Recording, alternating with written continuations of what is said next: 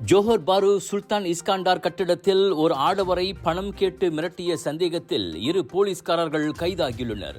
பாதிக்கப்பட்டவரிடமிருந்து நேற்று நண்பகல் வாக்கில் புகார் கிடைத்ததை அடுத்து 32 மற்றும் 33 வயதுடைய அவ்விருவரும் கைதானதாக மாநில போலீஸ் தலைவர் கமிஷனர் எம் குமார் கூறியுள்ளார். லிம் என மட்டுமே தம்மை அடையாளம் கூறிக்கொண்ட புகார்தாரர் ஏப்ரல் 2ஆம் தேதி அச்சம்பவம் நிகழ்ந்திருப்பதாக கூறியுள்ளார். அக்கட்டிடத்தில் உள்ள சோதனை சாவடியை கடக்கும் போது தம்மை நிறுத்திய அவ்விரு போலீஸ்காரர்களும் தமக்கு ஏற்கனவே குற்றப்பதிவுகள் இருப்பதாகவும் 2000 ரிங்கிட்டை கொடுத்தால் கைது செய்யாமல் விட்டுவிடுவதாகவும் மிரட்டியதாக 29 வயது லிம் சொன்னார்.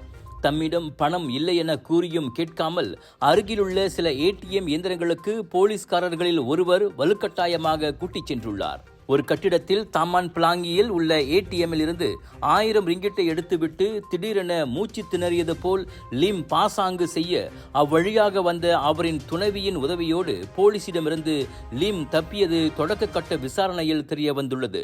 சந்தேக நபர்களை தடுத்து வைக்க இன்று நீதிமன்ற ஆணை பெறப்படும் என கூறிய கமிஷனர் குமார், நெறி தவறி நடந்து கொள்ளும் போலீஸ்காரர்களுக்கு கருணை காட்டப்படாது என எச்சரித்தார்.